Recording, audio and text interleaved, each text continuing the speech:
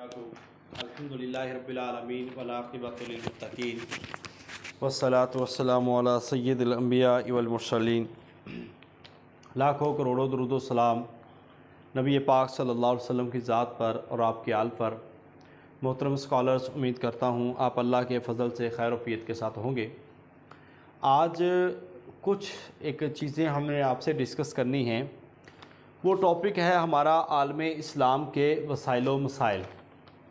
अब इस टॉपिक में हमने जिन चीज़ों को देखना है वो अल्हम्दुलिल्लाह आपको अभी जो लेक्चर आएगा उसमें वो सारी चीज़ें इंशाल्लाह बहुत डिटेल में वहाँ पे हमने बयान की हुई हैं। वो सारी चीज़ें आपने देख लेनी है। अब यहाँ पे जो चीज़ क्लास लेने का जो मकसद है हमारा, वो बुनियादी तौर पर आपको ये अभी हम इंशाल्लाह ताला बैठ के भी डिस्कस करते हैं कुछ चीज़ें। एक तो चीज़ ये है कि मैं ओवरऑल देखा जाए तो बहुत सारे लोग जो हैं हमारे क्लास के, वो अभी तक क्लास में सीरियस नहीं हैं, संजीदा नहीं हैं। और जब हम क्लास बुलाते हैं, क्लास में बहुत कम जो लोग आते हैं ना, वैसे वो आते हैं, मगर ये बहुत कम तादाद है जिस तरह हमारे पास लोग पढ़ रहे हैं। जैसा मैंने यही कहा था कि सीटें आती रहती है, और यही हुआ कि अभी फेडरल पब्लिक कमीशन में लेक्चरर की सीटें आई हैं, फिर आगे एसएस की इधर आ जाएंगी पंजाब से। ये सीटें आने जाने का सिलसिला चला रहता है। फ़र्क ये होता है कि हम तैयारी कितनी कर पाते हैं और हम उस वक्त सीरियस कितना होते हैं जब आपको पढ़ाया जा रहा होता है। तो आजकल के हिसाब से तो हम देखें तो हम इतने लोग तो सीरियस ही नहीं हैं। हमारी तैयारी क्या होगी? हम बहुत कम लोग पढ़ रहे हैं, और जितना हमें पढ़ना चाहिए हम उतना बिल्कुल नहीं पढ़ रहे। और टेस्ट देते हैं तो टेस्ट में भी तादाद अच्छी नहीं है। तो मैं ये एक शिकवा है जो मुझे अपने स्कॉलर से है कि आप लोग वक़्त दें। जो लोग नहीं सुन रहे उनको ये लेक्चर तो मिल जाएगा, वो सुनेंगे, मगर आप लोगों के वक़्त देने के साथ ये चीज़ें क्लियर होंगी। ये सारी चीज़ें हमने इंशाल्लाह ताला पढ़नी है। तो नेक्स्ट जब भी आपकी क्लास होगी, आपकी क्लास 8 बजे टाइम हमने तय किया है। 8 बजे आपकी क्लास का टाइम होगा और हम उसको इशा के नमाज से पहले पहले मुकम्मल कर लेंगे। तो आपने तवज्जो करनी है, एक एक चीज़ को पढ़ना है। तो आलम इस्लाम के वसाइल व मसाइल ये एक सब्जेक्ट है जिसमें से 2 नंबर का पेपर या 3 नंबर का पेपर, ये एक पेपर सेटर की अपनी मंशा होती है कि वो कितने मार्क्स का यहाँ से पेपर बनाता है। जाहिर बात है पेपर यहाँ से आएगा और अच्छे मार्क्स का आएगा। हमें इसमें से करना क्या है? देखिए, ये वो सब्जेक्ट है जो आपको 2 चीज़ों में फ़ायदा देता है। एक आपका इस्लामियात में फ़ायदा है और एक आपका जनरल नॉलेज में फ़ायदा है। ठीक है। अब इसमें इस्लामियात में और जनरल नॉलेज में बहुत सारी चीज़ें हैं जो आती हैं।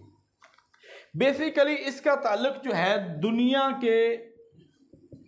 में मौजूद जो हैं इस्लामी ममालिक हैं उनके साथ इनका ताल्लुक है।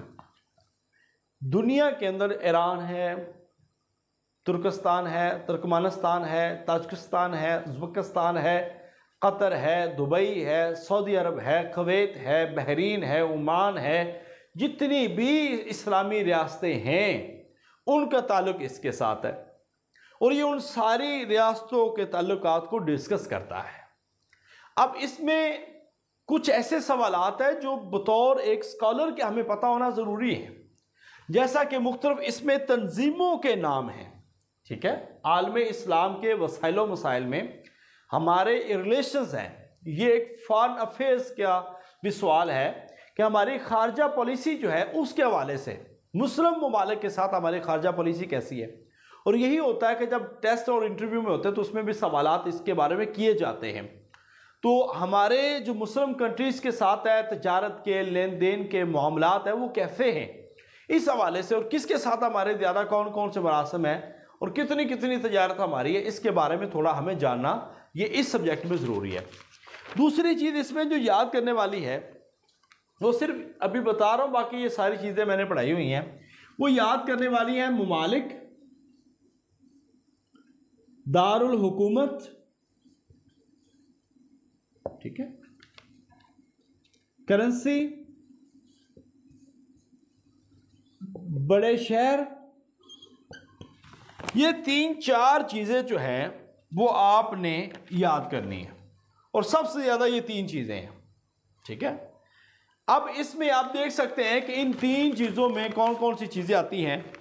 तो एमफिल पीएचडी के टेस्ट में भी ये सवाल आएगा। आलमी इस्लाम के वसाइल मसाइल में आप फर्ज कीजिए ईरान है, ठीक है, या अफगानिस्तान है,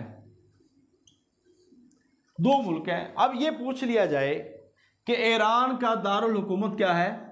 तेहरान। ईरान का दारुल हुकूमत क्या है? तेहरान है।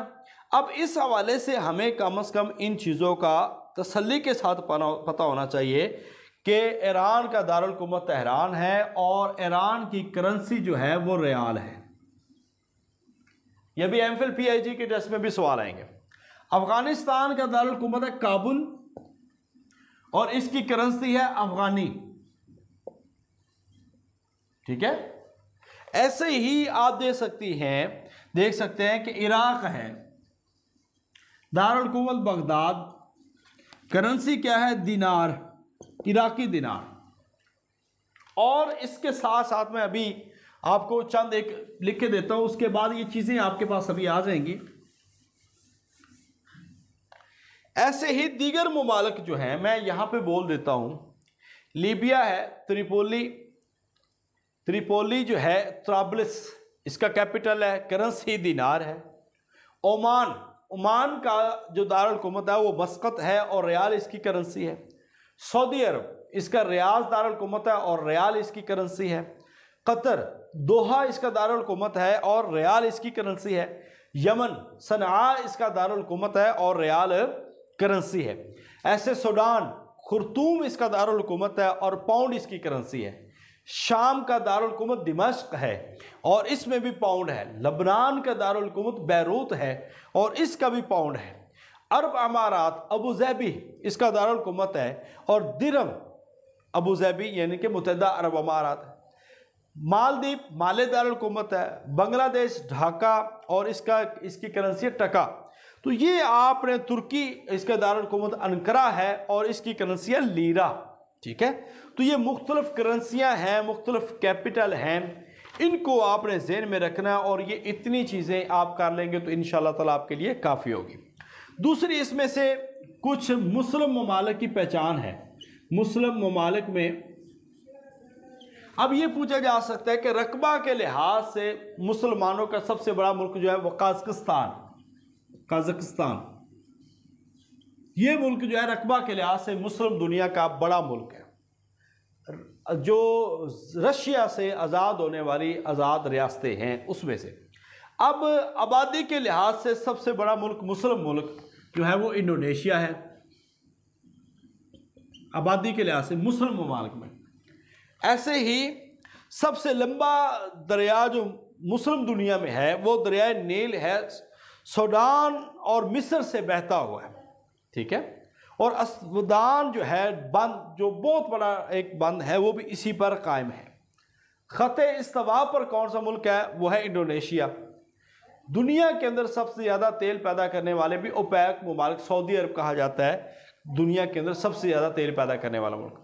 चावल का घर बांग्लादेश को कहा जाता है। मुख्तलिफ बंदरगाहें हैं, जैसा कि बिन गाजी बंदरगाह है, ये लीबिया की बंदरगाह है। गवादर कौन सी है? ये पाकिस्तान की बंदरगाह है। और ऐसे ही कराची की बंदरगाह, कराची पोर्ट, ठीक है, कराची की बंदरगाह है। ऐसे चटागांग बांग्लादेश की बंदरगाह है। मुख्तलिफ बंदरगाहों के बारे में सवालात आपको आ सकते हैं। तो आबादी के लिहाज से और इस तरह के जो सवालात हैं, ये आलमी इस्लाम के वसाइल व मसाइल में ये सवाल आते हैं। दूसरे जो चीज़ें हैं वो बहुत ही इम्पोर्टेंट चीज़ें हैं, जिसको आप देखेंगे, मज़ीद 2 लेक्चर में सुनेंगे और नोट्स पढ़ेंगे। इसमें से आपको पेपर 2 से 3 नंबर का आता है, पीपीएससी में भी और बाकी दूसरे में भी। मगर ये आपको एमफिल के लिए भी बड़ा ज़रूरी है, क्योंकि एमफिल का भी आपका पेपर यहाँ से आएगा, एमफिल का भी पेपर आपका यहाँ से आएगा। अब इसमें मुख्तलिफ जो आप कह सकते हैं तंजीमें हैं, मैं अभी सारा कुछ नहीं लिखूंगा। नेटो, ठीक है, चूंकि अभी मैंने आपसे क्वेश्चनिंग भी करनी है जो तरीके बरसगीर पढ़ाई गई है उसके बारे में। नेटो है, इसके बाद आप देख सकते हैं CISIS है, इसके अलावा आप देख सकते हैं OIC, OIC। इसके अलावा ECO, ठीक है, ये आप देख सकते हैं। इसके अलावा अरब लीग, ऐसे ही आप सार्क मुमालिक, इनको देख सकते हैं। ऐसे ही आप अगर देखना चाहें तो जो ओपेक मुमालिक है, ओपेक, ठीक है, ये मुमालिक देख सकते हैं। ऐसे गल्फ मुमालिक, यानी कि आलमे इस्लाम के वसाइलों मसाइल में जो ज़्यादा चीज़ें आती हैं वो UNO भी आ सकता है, अगरचे इसका ताल्लुक जो है वो पूरी दुनिया से है, मगर इसमें आ सकता है। मुख्तलिफ तहरीकें, मुख्तलिफ तंजीमें, इनकी एब्रीवेशंस, इसको भी आपने रेडी करना है। हम कोशिश करेंगे कि एब्रीवेशन पे एक क्लास रखें हम इंशाल्लाह, क्योंकि एब्रीवेशन MPhil के टेस्ट में और PhD के टेस्ट में एब्रीवेशंस आती हैं। सो इन चीज़ों का भी हमें पता होना चाहिए। तो ये एब्रीवेशंस आपने पढ़नी है, ठीक है, और ये सारी चीज़ें मैंने आपको वहाँ पे पढ़ाई हुई हैं।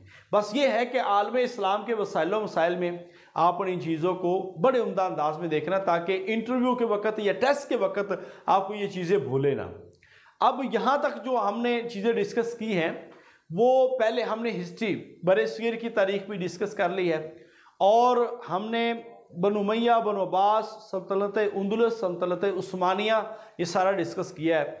अब अगर आप में से किसी ने कोताही की है या आप में से किसी ने सुस्ती की है तो उसका अभी भी अंदाज़ा हो जाएगा, बाकी उसका नफ़ा नुकसान वो आपको है। हमने तकरीबन 1 महीना 10 दिन हो गए।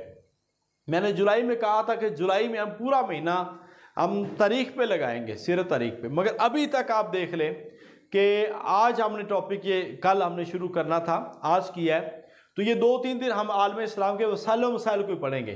तो आप ये अंदाज़ा लगाएं कि हमने कितना वक्त दिया तारीख को, तकरीबन 1.25 महीना हमने तारीख को दिया, जिसमें हमने सीरत पढ़ी है, खिलाफत राशिदा पढ़ी है, बनु उमय्या, बनु अब्बास पढ़े हैं, सल्तनत अंदलुस, सल्तनत उस्मानिया पढ़ी है, तारीख़ बरसगीर पढ़ी है, और फिर मुग़लिया सल्तनत के हवाले से भी हमने बताया है। तो बहुत ज़्यादा चीज़ें हैं जो हमने यहाँ पे आपको पढ़ाई हैं। ये अब हर उस बार बार नहीं पढ़ी जाती, उस बंदे को याद होगी जिसने तवज्जो की है। सो मेरी यही रिक्वेस्ट है कि आप लोग तवज्जो से पढ़ते रहें, जो चीज़ें आपको पढ़ाई जाती है उनको तवज्जो से करें, क्योंकि ये चीज़ें आपके काम आने वाली, बार बार यही सवाल है, रेपिटेशन होती है और इन्हीं चीज़ों से सवाल आते हैं और हमें एक एक नंबर के लिए फाइट करना पड़ता है। इसलिए हम आपको ये 2 दिन हम इंशाल्लाह 3 दिन आलमे इस्लाम के वसाइल व मसाइल पढ़ाएंगे। तो ये तब अच्छा होगा, अच्छी तैयारी होगी जब आप एक एक चीज़ को डीपली पढ़ के जाएंगे। तो इस पर मैं आपको ये कह रहा हूँ कि कोई बहुत ज़्यादा किताबें पढ़ने की ज़रूरत नहीं है।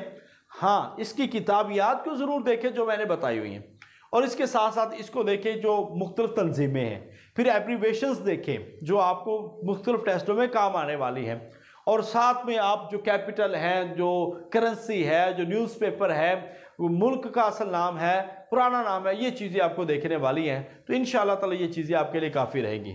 मैं उम्मीद करता हूँ कि आप लोग बातों को समझेंगे, इन पे अमल करेंगे और आगे बढ़ने की कोशिश करेंगे।